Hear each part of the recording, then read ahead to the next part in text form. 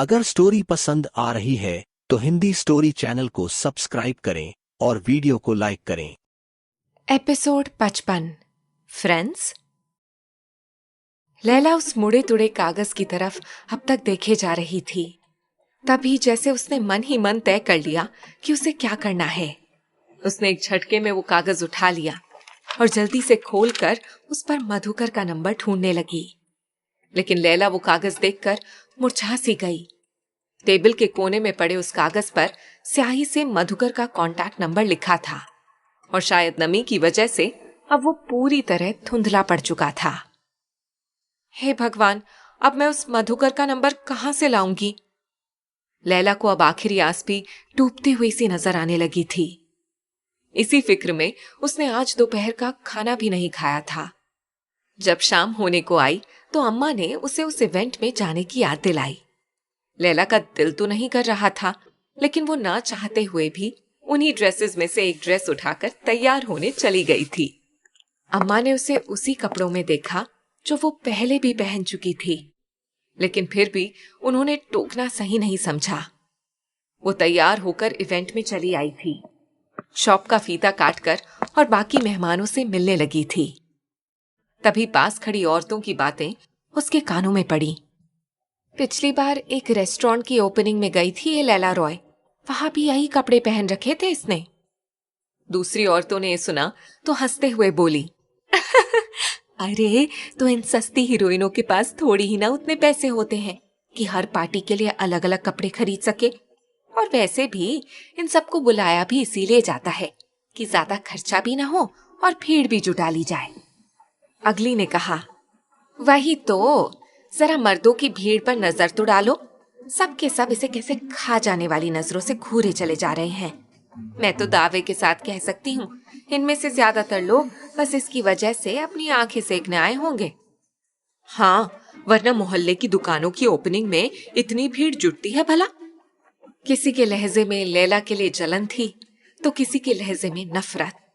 अपने उस घिसी पिटी ड्रेस में आने का लैला को अफसोस तो हो रहा था, लेकिन वो ये सुनकर काफी खुश थी कि ये इतने लोगों की भीड़ उसकी वजह से जमा है। यही वजह थी कि जाने से पहले उसका मूड जितना भारी था, आते वक्त अब वो काफी हल्का महसूस कर रही थी। कपड़े चेंज करते हुए और अम्मा को वहां के किस्से सुनाते हुए वो काफी खुश थी। ये बात अम्मा भी महसूस कर रही थी। सोते सोते लैला ने तय कर लिया था कि वो कल के कल ही किसी तरह से मधुकर का पता ढूंढ कर रहेगी। अगली सुबह जब सुजोय की आंख खुली तब पाहूजा साहब उसके कमरे का दरवाजा खटखटा रहे थे। उसने फौरन उठकर एकदम से पाहूजा साहब को गले लगा लिया। वो उनसे पूरे 2 दिन बाद मिल रहा था। फिर उसने उनींदी आवाज में कहा, ओ डैड, आप लोग लौट आए। पाहूजा साहब ने भी उसे गले लगाते हुए कहा, हाँ, वो एक इवेंट के सिलसिले में मुझे और लतिका को महाबलेश्वर जाना पड़ गया था। पाहूजा साहब कुछ और कहते उससे पहले ही सुजोय ने उन्हें यूं गले लगाते हुए कहा, आई लव यू डैड। उसे इस तरह बिहेव करते देख उन्होंने एकदम से पूछा, कबीर कपूर ने हाँ कर दी? सुजोय ने उन्हें कुछ और जोर से भींचते हुए कहा, हाँ डैड, उसने हाँ कर दी। मैं बहुत बहुत बहुत खुश हूं। पाहूजा साहब ने उसकी पीठ थपथपाते हुए कहा, मुझे पता था वो तुम्हें ना नहीं करेगा, क्योंकि वो चाहे जितना भी मूडियल एक्टर क्यों ना हो, उसे टैलेंटेड लोगों को रिस्पेक्ट देना आता है। हाँ डैड, उन्होंने मुझसे सिर्फ एक सवाल किया, मैंने उन्हें शायद तसल्ली भरा जवाब दे दिया था, इसलिए उन्होंने पलक झपकते ही मेरा ऑफर कबूल कर लिया। कहकर उसने अपनी और कबीर कपूर की बातें पाहूजा साहब को कह सुनाई। फिर उसने कहा, अब चलिए मैं फ्रेश होकर आता हूँ, तब माँ को एक खबर सुनाऊंगा, अभी आप उन्हें कुछ मत बताना। पाहूजा साहब ने मुस्कुराते हुए हामी भरी और बाहर चले गए और सुजोय बाथरूम में चला आया। लैला भी सोच ही रही थी कि अम्मा से मधुकर को ढूंढने जाने वाली बात कहेगी। तभी अम्मा ने अंदर आते हुए कहा, बेटा, वो मधुकर आया है, उसे क्या कहूं? कह दूं कि आप घर पर नहीं हैं? लैला ने चौंकते हुए अम्मा का मुंह देखा। ऐसे वक्त में अचानक से मधुकर का यहाँ पहुंचना उसके लिए जैसे भगवान का कोई चमत्कार सा था। कुआं खुद चलकर प्यासे के पास आ पहुंचा था। उसने एक भी पल गंवाए बगैर जल्दी से कहा, नहीं अम्मा, उसे रोकना, मैं अभी आती हूं। कहकर उसने एक नजर आईने में खुद को देखा और फिर अपने खुले बालों को एक कंधे पर समेटकर उसने हल्की सी लिपस्टिक लगाई और बाहर निकल आई। मधुकर उसे देखते ही मुस्कुराते हुए बोला, लैला मैडम, आपने तो कोई जवाब ही नहीं दिया। अभी मैं इधर से गुजर रहा था तो सोचा कि खुद से आपका जवाब लेता चलूं। लैला ने हल्की सी मुस्कुराहट देते हुए कहा, वो क्या है ना मधुकर जी, मैं ठीक से सोच ही नहीं पा रही थी, लेकिन अब जब आप दोबारा यहाँ तक आ ही गए हैं तो सोचती हूँ क्यों ना आपको जवाब दे ही दूं। ये सुनते ही मधुकर के चेहरे पर क्यूरियोसिटी के भाव आ गए थे। उसे लग रहा था कि न जाने लैला का जवाब क्या होने वाला है। वो सब तो ठीक है लैला मैडम, अच्छा किया जो आपने जल्दी फैसला ले लिया। ऐसे ऑफर्स हमेशा थोड़ी ना ठहरते हैं। उसने कहा तो लैला मुस्कुराती हुई बोली, बस यही बात सोचकर मैंने ये फैसला लिया है कि मैं सुंदर जी की फिल्म में रोल करने के लिए तैयार हूं। उसका हाँ करना था कि जैसे मधुकर के होठों पर ठहाके बिखर गए। ये हुई ना बात लैला मैडम, ये फैसला लेकर आपने साबित कर दिया कि आप सिर्फ खूबसूरत ही नहीं बल्कि समझदार भी हैं। कहकर उसने जल्दी से लैला के सामने डायरेक्टर सुंदर का कार्ड बढ़ाते हुए कहा, ये हमारे सेट का एड्रेस है, आप बस आज ही चलकर कॉन्ट्रैक्ट साइन कर लीजिए, फिर हम शूटिंग शुरू कर देते हैं। लैला ने एक अदा से वो कार्ड अपने हाथों में थामते हुए कहा, कॉन्ट्रैक्ट भी साइन कर लेंगे मधुकर जी, लेकिन वो क्या है ना कि अपने करियर के इतने शुरुआती दौर में एकदम से भरोसा करना। उसने जानबूझकर बाकी की बात अधूरी छोड़ दी थी, लेकिन उसकी ये तरकीब काम कर गई थी। मधुकर ने उसका इशारा समझते हुए कहा, अरे आप बस कॉन्ट्रैक्ट साइन कीजिए, आपको बाकी किसी बात की चिंता करनी ही नहीं है, ये एडवांस मैं आपको देने ही तो लाया था।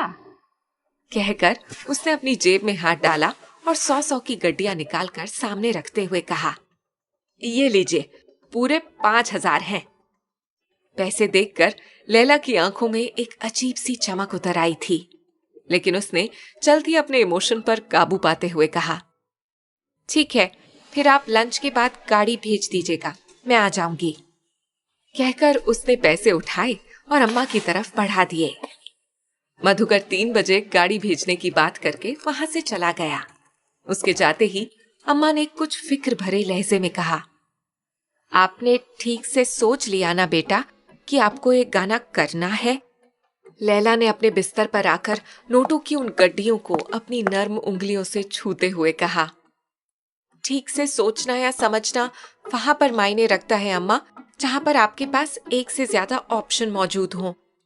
जिन्हें नसीब से मौके मिला करते हैं ना, उनके लिए फैसले लेने में देर करना सही नहीं होता, वरना मौके रूट कर दूसरी गलियों में चले जाते हैं।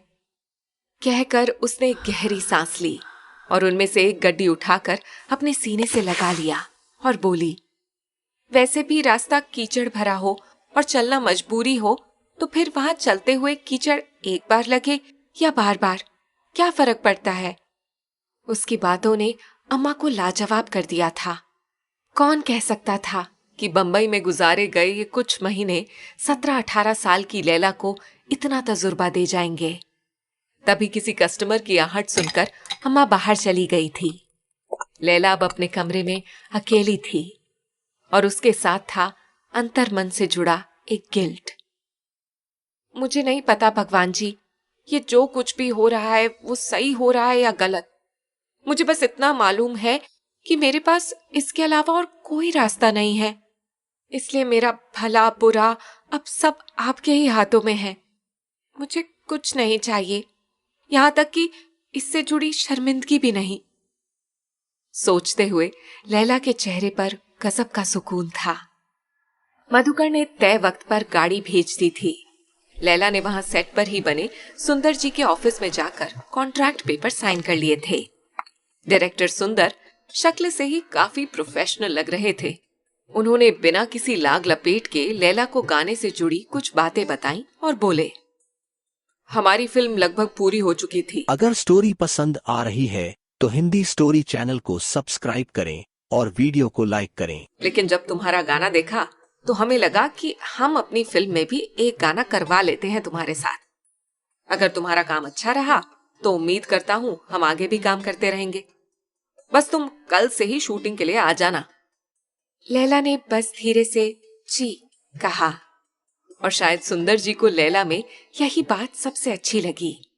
वो दूसरी हीरोइंस की तरह बेवजह की एटीट्यूड नहीं दिखा रही थी।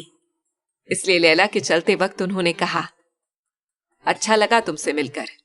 बस एक ही सलाह है, जैसी हो वैसी ही बनी रहना, एकदम रॉ। इस इंडस्ट्री में सब कुछ सीखना, मगर यहाँ के लोगों की तरह बिहेव करना मत सीखना, वरना अपनी मासूमियत खो दोगी। लैला ने हल्की सी मुस्कुराहट के साथ सिर हिलाते हुए कहा, मैं कोशिश करूंगी सर, और वहां से निकल गई। जबकि उसके मन में यही ख्याल चल रहे थे कि इतना बड़ा डायरेक्टर होने के बावजूद भी सुंदर जी उससे कितने नॉर्मल होकर बातें किए जा रहे थे। मधुकर ने ड्राइवर से उसे वापस पहुंचाने के लिए कह दिया था, इसलिए अपने ख्यालों में खोई हुई वो वापस कार में आ बैठी। लेकिन वहां से निकलते हुए अचानक लैला को राहुल का ख्याल आ गया।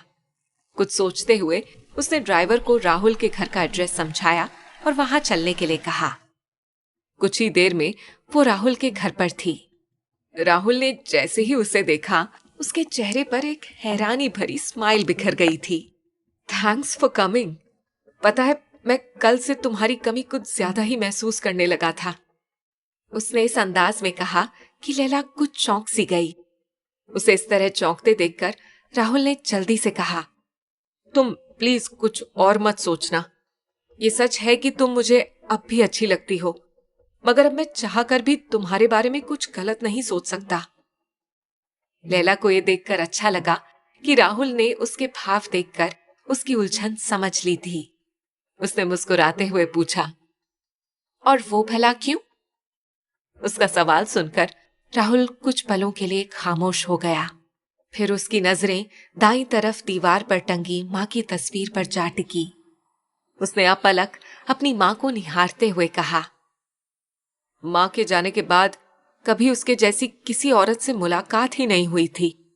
इसलिए कच्चे मन की स्लेट से उसकी दी हुई सीख, उसके दिए हुए संस्कार सब मिटते चले गए। और फिर पापा का यूं अपने बिजनेस में बिजी रहना भी मुझे कुछ बागी सा बनाता चला गया।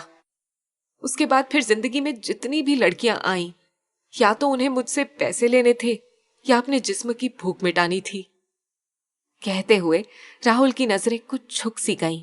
फिर उसने आगे कहा, औरत का मां वाला रूप मां के साथ ही भूला चला गया था लैला, मगर उस दिन एक्सीडेंट के बाद तुमने मेरे लिए जो कुछ भी किया, उन सब ने मेरे मन में मां का रूप फिर से जिंदा कर दिया।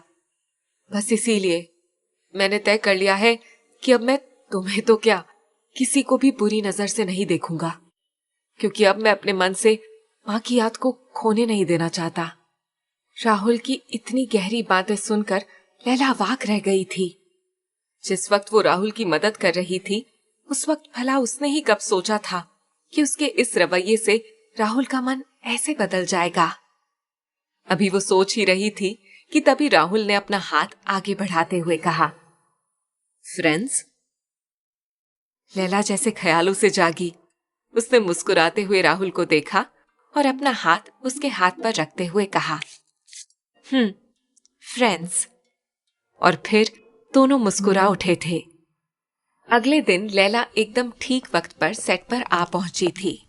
असिस्टेंट डायरेक्टर उसे शूटिंग की जगह पर ले आया था और उसे शूटिंग के बारे में समझाने लगा। सारी तैयारी होते हुए लैला को भी रेडी होने के लिए मेकअप रूम में भेजा जा चुका था। उसका दिल तेजी से धड़क रहा था। पिछली बार उसे दिलासा देने के लिए कितने लोग मौजूद थे। सैम, मारिया और सुजॉय भी तो था, और इस बार वो बिल्कुल अकेली थी। ठीक ही तो है लैला कि तू अकेली है। वैसे भी जो बैसाखियों के सहारे चलते हैं वो कितनी दूर जा पाते हैं। खुद से ही सवाल जवाब करती हुई लैला ने वहां रखी ड्रेस चेंज की और फिर मेकअप गर्ल ने उसका मेकअप पूरा किया। यहाँ तक कि जब वो शूटिंग की जगह पर पहुंची और उसने ऊपर से डाला हुआ अपना गाउन उतारा तो हर किसी की नजरें उसी पर जाकर ठहर सी गईं। वो एक सफेद शिफॉन की छीनी सी साड़ी थी जिसे घुटनों तक पहनने के लिए डिजाइन किया गया था। ऊपरी हिस्से में ब्लाउज के नाम पर बस एक लाल रंग की पट्टी सीने को ढकने भर के लिए बांधी गई थी, जिस पर सुनहरे पत्थरों का खूब हेवी वर्क था। उन कपड़ों में लैला का रूप ऐसा लग रहा था जैसे कि साक्षात मेनका धरती पर उतर आई हो।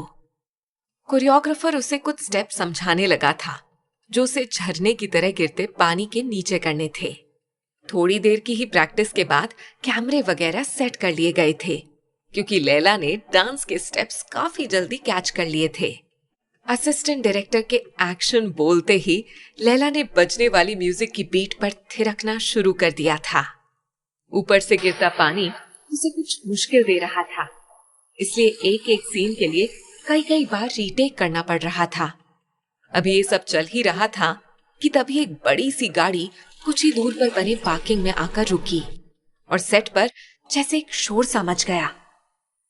अरे कबीर सर इस वक्त यहाँ, कहकर ज्यादातर लोग तेजी से उस तरफ लपके। पानी की धार के नीचे खड़ी लैला भी चौंक कर उधर ही देखने लगी थी। यहाँ तक कि उसे ये भी होश नहीं रहा कि वो लगातार पानी में भीगती जा रही है। हिंदी स्टोरी चैनल को सब्सक्राइब करें।